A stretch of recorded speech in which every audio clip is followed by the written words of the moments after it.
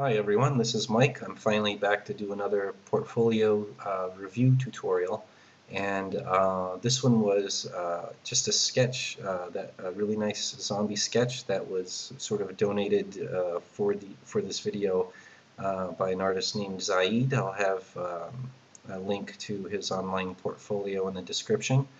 And there were just a few very simple things that I wanted to mention.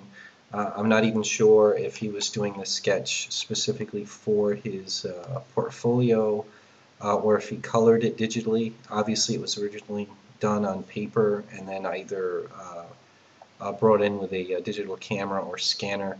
But one little note, if you're going to be doing something specifically for your portfolio, even if it starts on paper and you're going to color it digitally, make sure that that you have a really nice clean scan or photo without fairly severe lighting issues across the paper, just because you want everything on your portfolio to look as clean and professional as possible.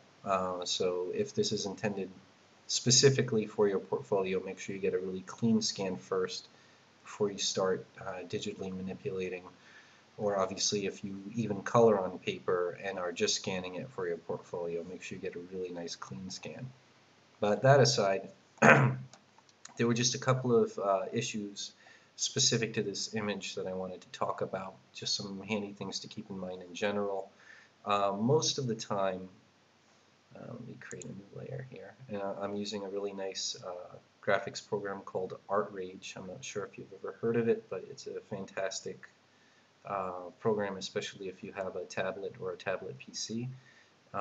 Normally when you're sketching figures, it's really nice to create a pose that's dynamic and separates the limbs from the torso and from the other limbs so that you have what's called really good read or a really clear silhouette, which in the case of a position something like this, it would be very easy to bring the arms out more so that you have more clear separation. And this is a this arm is missing the forearm. It's ripped off. He's a zombie, which is cool.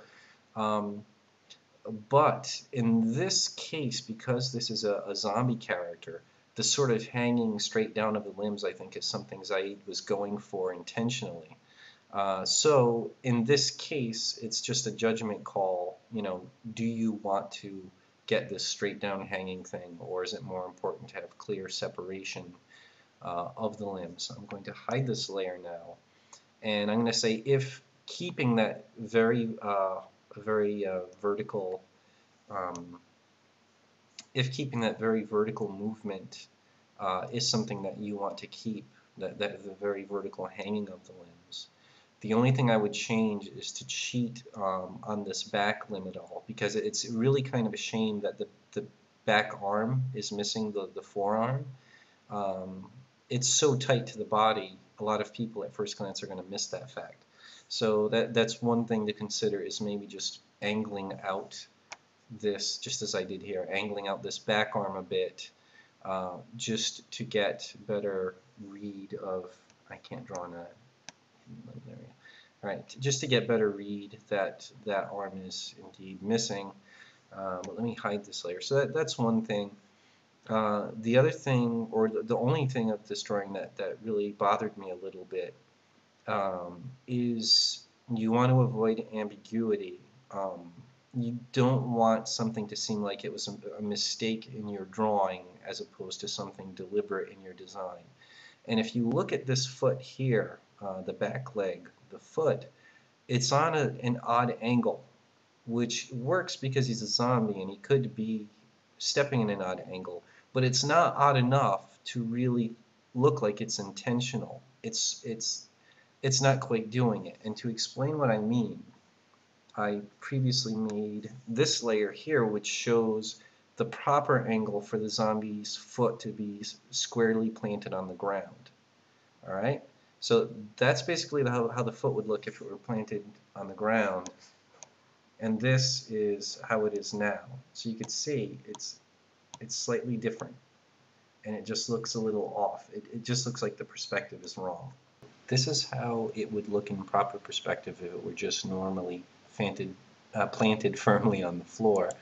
And then this is how it would look if it were definitely skewed, if the zombie's ankle was definitely sort of buckling. If you're going for that sort of effect, make sure it's obvious and make sure it doesn't look like a mistake. In this case, now there's no way. You know that this shoe is definitely not planted firmly on the ground. As you can see, I also very quickly on this layer did a couple of other things. I angled out that back arm so it was much harder to miss that it's missing the forearm.